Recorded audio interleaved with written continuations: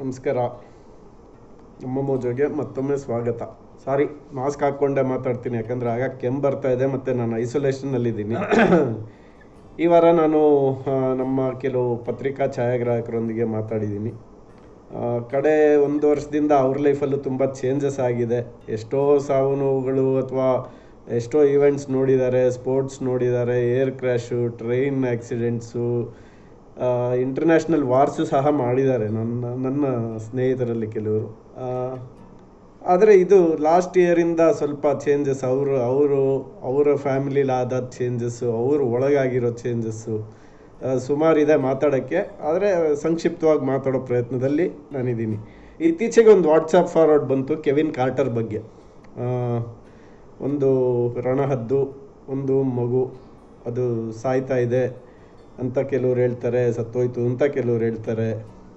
ಕೆಲವರು ವಾಟ್ಸಪ್ಪಲ್ಲಿ ಏನು ಬಂತೋ ಅದನ್ನೇ ನಂಬ್ಕೊಂಡು ಹೇಳ್ತಾ ಇದ್ದಾರೆ. ಅಲ್ಲಿದ್ದಿದ್ದು ಒಂದು ರಣಹದ್ದು ಅಲ್ಲ, ಇನ್ನೊಂದು ರಣಹದ್ದು ಕ್ಯಾಮ್ರಾ ಹಾಕ್ಕೊಂಡು ಫೋಟೋ ಹಿಡಿತಾ ಇದ್ದ, ಫ್ಲೈಟಿಗೆ ಟೈಮ್ ಆಗೋಯ್ತಂತ ಓಡೋಗ್ಬಿಟ್ಟ, ಆಮೇಲೆ ಸೂಸೈಡ್ ಮಾಡ್ಕೊಂಬಿಟ್ಟ, ಪುಲಿಟ್ಸರ್ ಅವಾರ್ಡ್ಗೋಸ್ಕರ ಅವನು ಫೋಟೋಸ್ ತೆಗೆದ ಅಂತೆಲ್ಲ ಇದೆ. ಕತೆ ಬೇರೆ ಇದೆ. ಆ ಫೋಟೋ ತೆಗೆಯುವಾಗ ಅವನ ಮನಸ್ಥಿತಿ ಏನಿತ್ತು, ಅವನ ಪರಿಸ್ಥಿತಿ ಏನಿತ್ತಂತ, ಕೆಲಸನೂ ಕಳ್ಕೊಂಡಿದ್ದ. ಆ ಫಿಲ್ಮು ಯಾರಿಗೋ ಕಳಿಸಿ ಅವ್ರ ಫ್ರೆಂಡ್ಸ್ ಅದು ಫೋಟೋಸ್ ಚೆನ್ನಾಗಿದೆ ಅಂತೇಳಿ ಪಬ್ಲಿಷ್ ಮಾಡಿ ಅದೊಂದು ಫೋಟೋ ಎಡಿಟ್ರು ನೋಡಿ ಪೇಜ್ 1 ಹಾಕ್ಕೊಂಡ್ರು.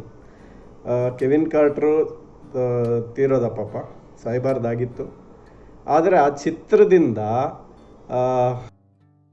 ಅಲ್ಲಿ ಇದ್ದಂಥ ಕ್ಷಾಮ, ಬರ, ಸಾವು ನೋವು ಇಡೀ ಜಗತ್ತನ್ನೇ ಬಡಿದೆಬ್ಬಿಸುವಂಥ ಒಂದು ಚಿತ್ರ ಅದು. ಆ ಕ್ರೆಡಿಟ್ ಆದರೂ ಕೊಡಬೇಕಲ್ವ ಆ ಫೋಟೋ ಜರ್ನಲಿಸ್ಟ್ಗೆ. ಅದರಲ್ಲಿ ಬೇರೆ ಇನ್ನೊಂದು ಕ್ವೆಶ್ಚನ್ನು, ಅವನಾದರೂ ಮಾನ ಮರ್ಯಾದೆ ಇತ್ತು, ಸೂಸೈಡ್ ಮಾಡ್ಕೊಂಬಿಟ್ಟ. ಈಗಿರೋ ಜರ್ನಲಿಸ್ಟ್ಸ್ಗೆ ಅದು ಇಲ್ಲ, ರಣಹದ್ದುಗಳು ಅಂತಲ್ಲ.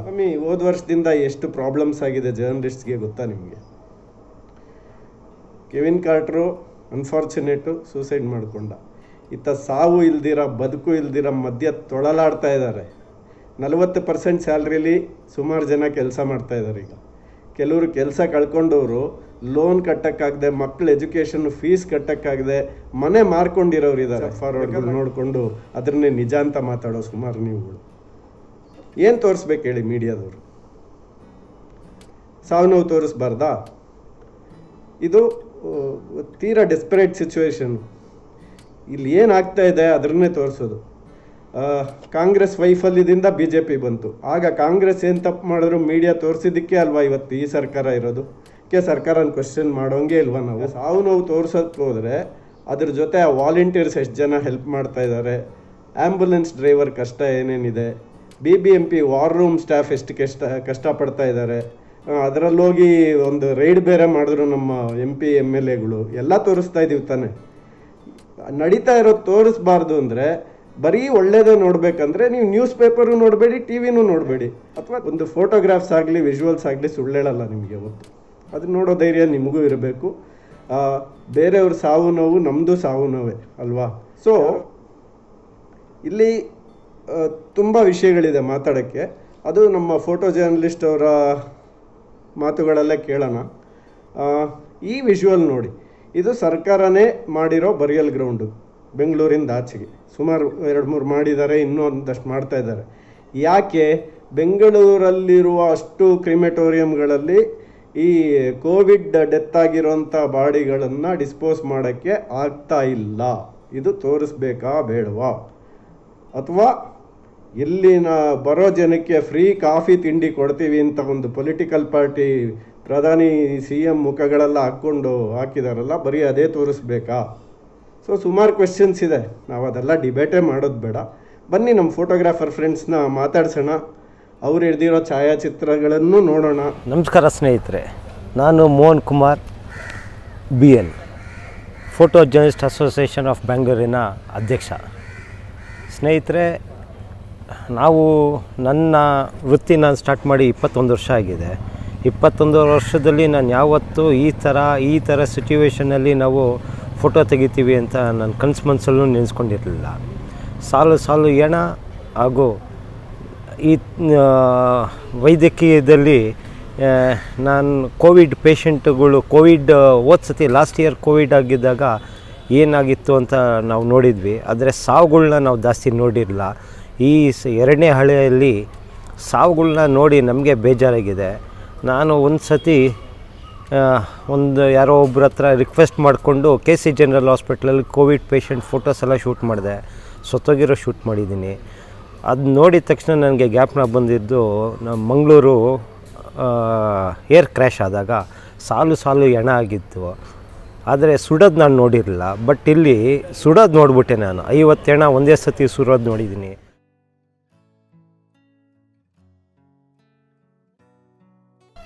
Hi, my name is Pushkar. I'm a photojournalist with Deccan Herald here in Bangalore.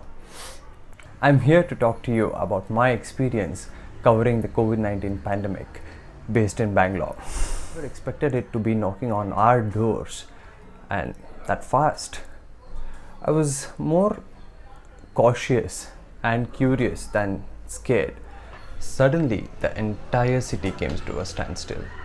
The busy streets, the markets, the eateries, the chat streets, everything was empty. And it was a surreal moment to witness. And I knew that this is something that is going to happen once in a lifetime, and it has to be covered right without missing or covering as much aspects as possible, going to each and every places, trying out different things, and slowly this started to become the new normal that had to be documented and it has to be covered. This picture regarding the pandemic was the Rajiv Gandhi hospital where the swab tests started, and it was completely new, and apart from what I had seen on TVs or the pictures that I saw on papers, I started covering those. I started with that, and then there were masks everywhere. People started slowly people started wearing masks, and eventually it was quite common to see people with masks. The toughest assignment for me that I covered during the pandemic is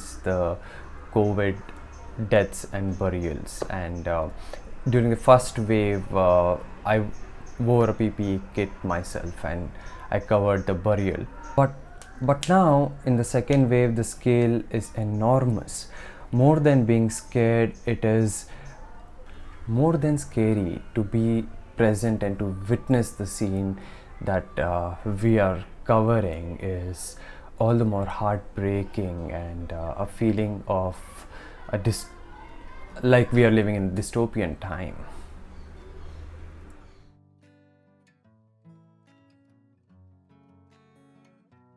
Hello everyone, my name is Kaushik. I'm from Bangalore Mirror newspaper. I'm a photojournalist. Today I want to tell everyone that, I don't want anyone to witness the things which I'm witnessing right now. It is very difficult out there. So people think it's being very easy, roaming around. Even in lockdown, they're just coming around and traveling and everything. It is not good. And people say it's easy that I go on a job and I keep going around and going to crematoriums and shoot everything. Even I do break down. Even I do lose myself. Because you are tired of being angry, tired of crying, tired of feeling sorry for everyone. ಅಲ್ಲಿ ಭಾಳಷ್ಟು ಕ್ರೈಮ್ಗಳು ನೋಡಿದ್ದೀವಿ. ನನ್ನ ಸರ್ವಿಸಲ್ಲಿ there are lot of tragedies have seen, natural calamities have been through. ಭಾಳಷ್ಟು ಮಾಡಿದ್ದೀವಿ, but this is something very unexpected. ಈ ಒಂದು ವರ್ಷ ನಮಗೆ ಸಿಚುವೇಶನ್ಸ್ ಭಾಳ ಹೇಳ್ಕೊಟ್ಬಿಡ್ತು. ಭಾಳ ಜನಕ್ಕೆ ಡಿಸಿಪ್ಲಿನ್ ಇಲ್ದಿರೋ ಡಿಸಿಪ್ಲಿನ್ ಬಂತು, ಭಾಳ ಜನಕ್ಕೆ ಪೇಷನ್ಸ್ ಬಂತು. So this pandemic has taught most of the people a lot of things. ನಾನು ಪರ್ಸ್ನಲಿ ಭಾಳ ಕಲಿತೆ. There are lot of people still they need to learn the lesson. ನಾನು ಆಚೆ ಹೋಗಿ ಭಾಳ ಜನಕ್ಕೆ ರೋಡಲ್ಲಿ ಸ್ಪಿಟ್ ಮಾಡೋರಿಗೆಲ್ಲ ಹೇಳ್ತೀನಿ ಮಾಡಬೇಡಿ ಅಂತ. ಏನು ಮಾಸ್ಕ್ ಹಾಕೊಂಡ್ರೆ ಕೊರೋನಾ ಬಂದ್ಬಿಡಲ್ವಾ? ಮಾಸ್ಕ್ ಹಾಕೊಂಡ್ರೇ ಸ್ಟಾಪ್ ಆಗುತ್ತಾ? ಹಾಕೊಳ್ದಿರ ಬರಲ್ವಾ? ಸೊ ಈ ಲಾಜಿಕ್ಸಲ್ಲಿ it doesn't work. Just be cautious ಅಷ್ಟೇ. ನಮ್ಮ ಸೇಫ್ಟಿ ಏನು ನಾವು ನೋಡ್ಕೋಬೇಕಷ್ಟೆ. ನಮಸ್ಕಾರ, ನಾನು ಮುರಳಿ ಕುಮಾರ್ ಅಂತ ಹಿಂದೂ ನ್ಯೂಸ್ ಪೇಪರಲ್ಲಿ ಫೋಟೋ ಜರ್ನಲಿಸ್ಟ್ ಆಗಿ ಒಂದು 15-16 ವರ್ಷದಿಂದ ಕೆಲಸ ಮಾಡ್ತಾ ಇದ್ದೀನಿ. ಈಗ ಕರೋನಾ ಅಂತ ಎಲ್ಲ ಕಡೆಯೂ ಮಾತಾಡ್ತಾ ಇದ್ದಾರೆ. ಮತ್ತು ಸೆಕೆಂಡ್ ವೇವ್ ತುಂಬ ಸ್ಟ್ರಾಂಗಾಗಿ ಬಂದಿರೋದ್ರಿಂದ ಸಾವು ನೋವುಗಳು ತುಂಬ ಜಾಸ್ತಿ ಆಗೋಗ್ಬಿಟ್ಟಿದೆ. ನಾವು as a photo journalist last year lockdown ಅಂತ ಪ್ರೈಮ್ ಮಿನಿಸ್ಟರ್ ಹೇಳಿದಾಗ ಫಸ್ಟ್ ಟೈಮ್ ನನ್ನ ಲೈಫಲ್ಲಿ ನಾನು ಲಾಕ್ಡೌನ್ ಅಂತ ಏನನ್ನೋದು ನಾನು ಕಲ್ತಿದ್ದೆ. ಆ್ಯಸ್ ಎ ಫೋಟೋ ಜರ್ನಲಿಸ್ಟು ನಾವೇನು ಅಂದ್ಕೊಂಡ್ವಿ, ಈ ವರ್ಷ ಬಿಗಿನಿಂಗಲ್ಲಿ ಆಗೋಗಿದೆ, ಕೋವಿಡ್-19 ಎಲ್ಲ ಆಗಿದೆ.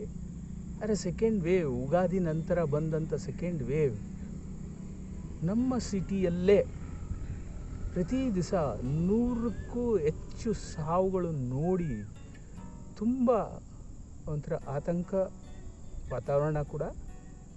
ಪ್ಲಸ್ ಸರ್ಕಾರ ಮತ್ತು ಮೆಡಿಕಲ್ ಪ್ರೊಫೆಷ್ನಲ್ಸ್ ಅವ್ರ ಕೈಯಿಂದನೂ ಏನು ಮಾಡೋಕ್ಕಾಗ್ತಿಲ್ಲ. ಆ್ಯಸ್ ಎ ಫೋಟೋ ಜರ್ನಲಿಸ್ಟು ನಾವು ಎಲ್ಲ ಕಡೆ ನಾವು ನೋಡ್ತಾ ಇರೋದು ಬರೀ ಆಕ್ಸಿಜನ್ಗೆ ಓಡಾಡೋದು, ಹುಡ್ಕಾಡ್ಕೊಂಡು ಆಕ್ಸಿಜನ್ ಇದು India industrial estate R any industrial estate around Bangalore. ಮತ್ತು ಮೇನ್ ಬರಿಯಲ್ ಗ್ರೌಂಡಲ್ಲಿ ಜಾಗ ಇಲ್ಲ. ಚಾಮರಾಜಪೇಟೆ ಬರಿಯಲ್ ಗ್ರೌಂಡಲ್ಲಿ ಬೋರ್ಡೇ ಹಾಕಿದ್ರು, ಜಾಗವಿಲ್ಲ. ಹೆಣ ಸುಡಲಿಕ್ಕೆ ಜಾಗವಿಲ್ಲ. Unheard of. ಆ್ಯಂಡ್ ಜನ ಮನೆ ಒಳಗಿಂದ ವರ್ಕ್ ಫ್ರಮ್ ಹೋಮ್ ಅಂತ ಹೇಳ್ತಾರೆ. ಎಷ್ಟು ಜನಕ್ಕೆ ವರ್ಕ್ ಫ್ರಮ್ ಹೋಮ್ ಆಗುತ್ತೆ? ಆ್ಯಸ್ ಎ ಫೋಟೋ ಜರ್ನಲಿಸ್ಟು ಎಷ್ಟೋ ಜನ I've seen they've lost jobs, they've lost lives, they've lost everything in there ಇದು ಅರ್ನ್ ಮಾಡಿದ್ದಿದ್ದು. ಇವನ್ ನಮ್ಮ ಸಿಟಿನೇ ತಗೊಳ್ಳಿ, ಲಾಕ್ಡೌನ್ ಎಲ್ಲ ಊರಿಂದ ಇಲ್ಲಿಂದ ಗುಳೆ ಹೋಗೇ ಆಯಿತು. ನಾವು ಸಿಟಿ ಅವರು ಡ್ರೀಮ್ ಮಾಡಿರೋ ಅಂಥ ಸಿಟಿನೂ ಇಲ್ಲ, ಅವರು ವಾಪಸ್ ಹೋಗಿ ಆಯಿತು. ಸಿಟಿ ಕೆಲವೊಂದು ಕಡೆ ನೋಡ್ರೆ it becomes a ghost town.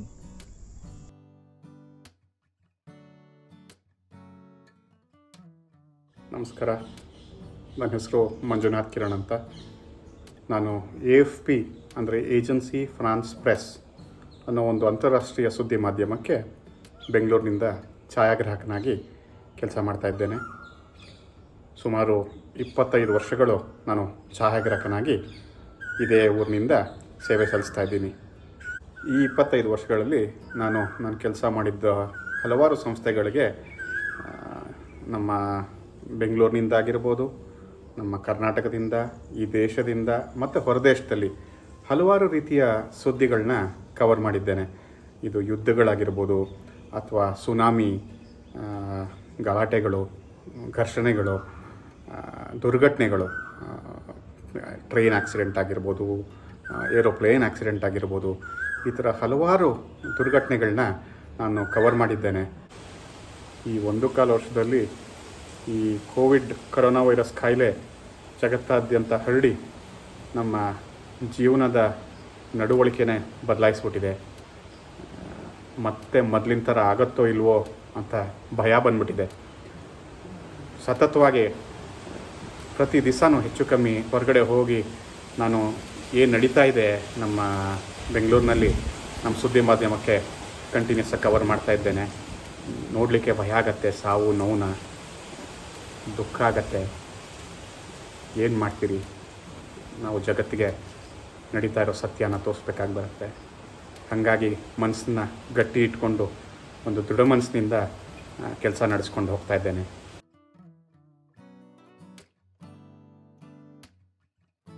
ಒಂದು ವಿಡಿಯೋ ಮುಖಾಂತರ ನಾನು ಏನು ಕೇಳ್ಕೊತೀನಿ ಅಂತಂದರೆ, ದಯವಿಟ್ಟು ಜನ ಅಗತ್ಯವಿಲ್ಲದೆ ಹೊರಗಡೆ ಬರೋಕ್ಕೆ ಹೋಗಬೇಡಿ. ನಿಮ್ಮ ಫ್ಯಾಮ್ಲಿನ, ನಿಮ್ಮ ಹತ್ತಿರದವ್ರನ್ನ ಜೋಪಾನವಾಗಿ ಕಾಪಾಡ್ಕೊಳ್ಳಿ. ಮನೇಲಿ ಹುಷಾರಾಗಿರಿ. Stay safe, stay at home, don't panic, don't be afraid, just be cautious. That can save yourself. ನಾವು ಕೆಲಸದಿಂದ ಆಚೆ ಇದ್ದೀವಿ, ದಯವಿಟ್ಟು ನೀವೆಲ್ಲರೂ ಮನೆ ಒಳಗಿರಿ. ಅದೇ ಥರ ನಾವು ಊಟ ತಿಂಡಿ ಏನು ಲೆಕ್ಕಿಸದೆ ನಾವು ಕೆಲಸ ಮಾಡ್ತೀವಿ. ದಯವಿಟ್ಟು ನೀವು ಮನೇಲಿರಿ, ಮಾಸ್ಕ್ ಹಾಕ್ಕೊಳ್ಳಿ, ಎಲ್ಲರೂ ಚೆನ್ನಾಗಿರಿ. ಮುಂದಿನ ದಿನಗಳಲ್ಲಿ ಒಳ್ಳೆಯ ದಿನ ಬರುತ್ತೆ. ದೇವರಿದ್ದಾನೆ, ಕಾಪಾಡ್ತಾನೆ. My colleagues and I go out every single day to get news at your fingertips. We go to the spot, we report on it, we write on it, and so that you are aware of what is happening out there. And what you can do to help others is to just stay home as much as possible. And if you have to go out, please wear a mask and follow every COVID protocol so that you are safe and your loved ones are safe. ಅದಕ್ಕೆ ನಾನು ಹೇಳೋದೇನೆಂದರೆ, ದಯವಿಟ್ಟು ನಿಮ್ಮ ಕೆಲಸ ಮನೆಯಲ್ಲಾದರೆ ಮನೆಯಲ್ಲೇ ಮಾಡಿ. ನಿಮಗೆ ಏನು vegetables ಏನು ಇದು ಬೇಕೋ ಮನೆ ಮುಂದೆ ಬರೋ ತರಕಾರಿ ಅಂಗಡಿಯಲ್ಲೇ ತೊಗೊಳ್ಳಿ, ಏನೂ ಆಗಲ್ಲ, ₹1 ಜಾಸ್ತಿ ಇರುತ್ತೆ. Stay safe.